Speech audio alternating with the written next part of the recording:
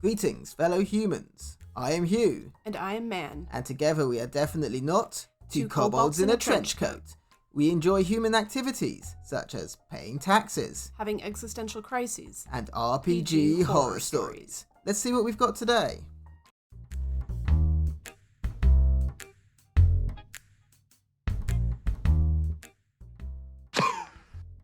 Today we have a party that tears itself apart with escalating banter, a player who attacks their DM, a PC killed for disrespecting a DMPC, and a player who just plays Fortnite mid-session.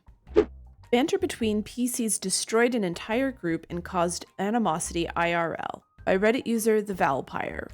So I was the DM for a group of 6 players playing D&D 3.5 edition. 5e is also nice, I just like both versions in their own ways. I've been playing RPGs for over 20 years and I have been a DM for almost as long, so I have plenty of experience. It started with me putting up an ad for the kind of game I wanted to host, and then vetted players that I felt were likely good matches. Some I had played with before, some were new. We all sit down for session 0 to start, where we come up with character concepts, alignments, and a framework for what kind of group we want to have and what motivations drive us. All seems well, and both old players and new seem to get on well. But this is also where it starts. Tiefling Rogue, hereafter called Rogue, had his family home taken away by a nobleman and his family couldn't afford to pay taxes. Human Sorcerer and Human Fighter were fallen nobles, a princess and a knight hereafter called Princess and Knight, from a royal family that had been mostly eradicated by a usurper. I immediately caught wind of this, but all 3 players thought that this could be a good opportunity for their character development, and they were all excited for it and talked through how they would warm up to each other's differences and become a band of warriors together. All good so far. The first session goes by without a hitch, and the group is hitting it off real well. Everyone is having fun. But after about a month, Rogue starts getting annoyed with the actions of Princess, that she's hiding more than fighting, which played into her backstory and personality, so I loved it as a DM. I started berating her in character for not being able to even handle simple weapons. She had bad rolls with a crossbow, and that nobles are worthless. At this point, I ask both players to stay after session and to talk about it, but both assure me that they like it and it's intrigue and everything is fine. It doesn't sit quite right with me, but I feel like it's better to trust my players and force something upon them. I also assure Rogue that he doesn't need to worry about Princess in combat. We talked it over during session 0, and it's up to me as a DM to balance the encounters. Another month progresses, and both players are starting to fling more and more insults at each other. Knight is now getting involved to protect his sister. I ask all 3 players to stay after session again, letting them know that this isn't good for the group dynamic and I want this to stop. They still assure me that it's fine and that they like it. So I give them some time to wrap up their little squabble in the way that's satisfying to the story and feels like we've reached a good middle ground. There's nothing wrong with a bit of group banter and a bit of group conflict. It honestly provides a good place for characters to grow and learn and can provide a pretty compelling story, so long as everyone on the table's on board with it. It's the tricky thing with banter is that sometimes banter can be innocent, totally fun, just, stupid stuff between friends. But also sometimes there is a little animosity laced in and everybody's a little bit in denial, and I think that might be the situation here. Yeah, I get the feeling that DM is picking up on something the other players aren't, or those involved in it aren't necessarily consciously aware of. He's seeing the potential that this is more than just friendly banter and might escalate and is trying to nip it in the bud. And good on DM, by the way. This definitely speaks to their experience as a DM. They're being very aware of the group dynamics and going, hey, let's knock this off. 2 sessions later, Princess throws a fireball that partially hits Rogue and tells him that it's his fault for not dodging out of the way. Rogue gets his bow ready to fire back and I step in and call it off. No more banter, no more bickering. This has gone way too far and is exactly what I was afraid of from the start, so it ends here. The players get upset and the tension at the table was so thick you could cut it with a knife. The following session, however, they all start sneakily hurting each other, such as getting in each other's way, forgetting to fetch something the other needed, accidentally setting off traps and weapons that would hurt the others, and whenever this happens, the players would give each other smug faces across the table. I talked to both parties in the conflict, and the players are now fully blaming each other for everything, both sides demanding that I kick the other from the group, and any resolution or reconciliation seems to be impossible. Two other players end up texting me and telling me that they're leaving because they can't stand the situation and environment, and I understand them even if it saddens me. So I text the rest of the group and tell them that I'm canceling all further sessions and that the campaign is over because I refuse to continue hosting this disaster. For some incredible and mind-blowing reason, all three fighting players are upset that I dropped the campaign and want to continue. They just want me to kick the other party and invite new players instead. I refuse, and we have not spoken since.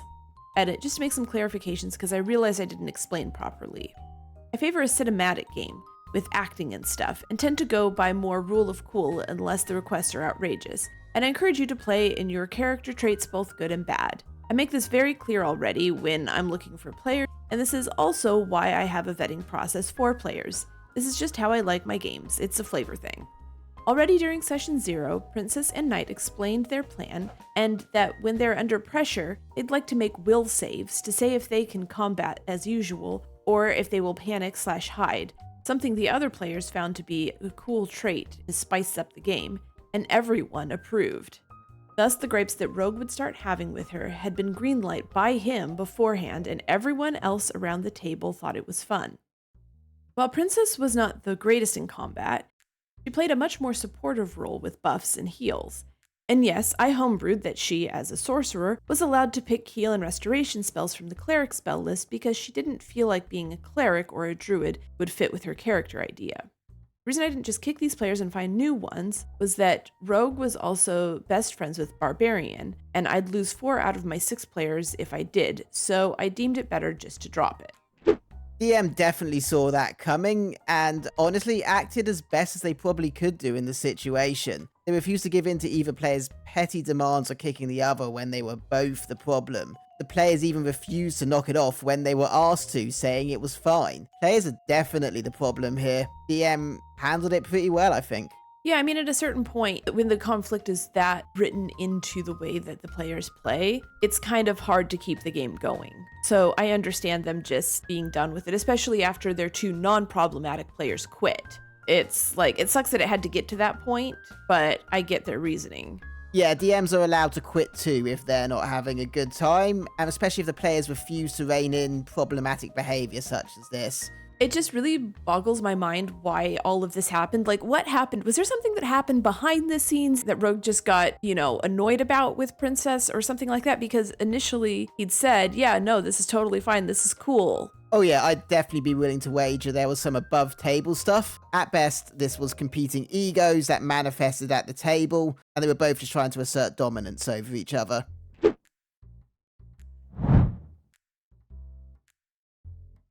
Player gets violent at some bad news by Reddit user Seaman Jarl. So I'm playing a homebrewed RPG with very simple rules, which doesn't really matter for the purposes of this story. The monsters are stereotypical D&D monsters for the most part, only one player because no one else is available. Characters travel to a coastal city to consult the church about destroying a cursed candlestick which she found in a dungeon under a swamp near a home village. The nun and monk are organising a ship to sail out to a nearby volcanic island and throw it in. And that's going to take a few days probably. This is just character goes and has a look around the city. Gardens, statues, shops, etc. Character has no cash left, so shops are of very little interest, but gardens are nice. While wandering around on the second day, her exploration of the city is interrupted by screams and fleeing townsfolk. She investigates and fights some ratmen. During the fight, she gets bitten. Once the ratmen are killed, some city guards show up. Thanks, one says. Bloody ratmen, by the way. Did you get bitten? Yes. Oh dear, the guard says. You're going to turn into a rat. Woman, first fine hairs will grow on your face and hands, and you'll start to grow a tail. You'll feel a strong compulsion to devour cheese, and your nose will get all pointy. The player, not the character, screams at me, stomps out the room, into the lounge, puts a blanket over her head, and just screams no words. I try to talk to her, but she's not listening. I manage to get some words in edgewise eventually. Listen, I say grumpily. 2 things. First, even if they were telling the truth, you know I wouldn't do that to you. The priests would use healing magic or something. Secondly, First guard starts laughing and the second one can't keep a straight face either. They admit that they were trolling you. Still angry, she grabs a lat tray and tries to attack me with it. Until I tell her to stop or I'll never play with her again. Bloody 7-year-olds, man. Well, that took a turn. Oh yeah, M. Night Shyamalan plot twist. I do have questions why you're just running it for one person. Like, I can't imagine that that's horribly fun, but I guess when it's a 7-year-old, it doesn't really matter. I think they were just trying to get their daughter into D&D or their daughter just wanted to play, so he just decided he'd try and run a cool one-shot for her. Oh god, I can only imagine. At least there wasn't food on the tray that got launched at him. It's true, and at least she didn't try to actually bite him or, go full rat woman on him. Honestly, for a 7-year-old, that could have been a lot worse. It could have been. Keep up the good work, OP.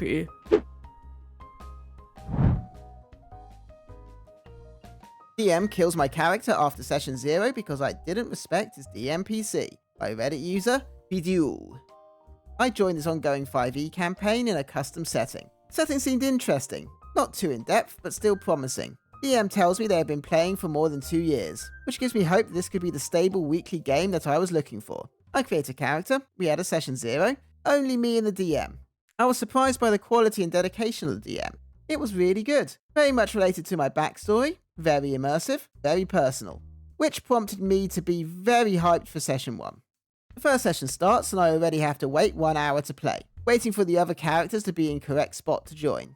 I wait, a bit annoyed but still hyped to play. Then when I'm able to act, I am told my character was mind controlled by this DMPC for 1 day or more. Homebrew ability, DC 24 wisdom, and the same DMPC had stolen my soul. Another homebrew ability, no saving throw or anything, because I told him my name. After that I was already considering quitting, but I decided to give the DM the benefit of the doubt. When I can move again, I am in a tavern. His DMPC approaches my character, stopping all magic items in the area with a gesture and mind controlling all of the NPCs around us. When he reaches me, he basically tells me, "I will give you your soul back if you entertain me." At that point, I was already pretty annoyed and almost checked out, so I told him, "Not interested, screw you." The DM tells me, "Look, I have given you a chance, but if you don't obey my NPC, he will kill you on the spot." And he indeed killed my character because I wasn't willing to play to his tune, and I didn't retract my answer. I tried to be polite and told the DM, "Look, I don't think this is a game for me." And for some reason, the other players were angry at me and wanted the DM to kick me on the spot. I peaced out and left the server. More than anything, it was very confusing. It was like I experienced 2 completely different DMs and games. I did watch a couple of other games before joining in, and despite I saw some weird behaviours, I never expected anything like this. Only silver lining is that I didn't invest much in the campaign. Man, I've got questions. I've got so many questions about this campaign, dude. Are all of them mind controlled, or is this some kind of hazing situation? My darkest thought about this is that this might have been some kind of SA situation or even some group SA situation on OP. Well, yeah, that was kind of what I was thinking when he was like, "Entertain me." I was like, gross. What was going on? The players getting upset. What's the story there? Were they just looking for fresh meat for the DM to like take the pressure off them? I mean, if you didn't want a new player, then just say you don't want a new player. You know what I mean? Don't torture them out of the campaign.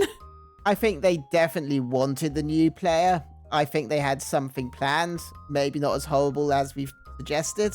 But to my mind, the DM clearly had something nefarious planned, and this is absolutely no way to introduce a new player into a campaign. Listen, if you have a situation with like mind control and stuff like that, and you're gonna be like, "Oh, by the way, for the last couple days, you've been under the mind control of this DMPC," tell them that before the session starts. Don't spring them on that. Agree to that. Be like, "Listen, I was thinking you could do blah, blah, blah, blah, blah," before the game starts. But make sure that it's when you're talking about taking away player autonomy, that has to be consensual.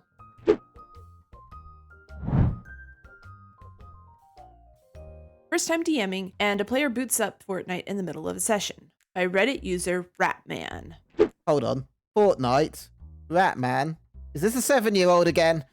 A few friends wanted to play D&D, and I had wanted to run a one-shot for the first time. I sunk days into preparing and hyping myself up because I have an anxiety disorder and this would be a huge step for me. only for one of them to stop and play effing Fortnite in the middle of roleplay. I was honestly so flabbergasted I didn't say anything, even when they started to stream. Thank God my other players told him off, because Jesus, I almost never want to DM again. It was mortifying. So was this a remote game with playing online and you saw him pop up on Steam playing Fortnite? Or did he literally just whip out a laptop and slap that on the table and start playing? Or was he just like streaming while still on? I'm guessing what happened is that boots up Fortnite and is talking like he's on Fortnite while still on the voice chat. Yeah. This story is a very fundamental thing about not doing other things while you're playing D&D. Pay bloody attention to what's going on. How the hell do you whip out a full-blown computer game and just start playing that intensely during D&D? Yeah, that's not okay. And it's just boggling to me. Like, I get sometimes things can be a bit slow, but Fortnite? Really? Streaming really in the middle of a D&D game? I mean, it can't be that bad. Kids these days, they got no attention spans. And their damn devices. Get off me lawn.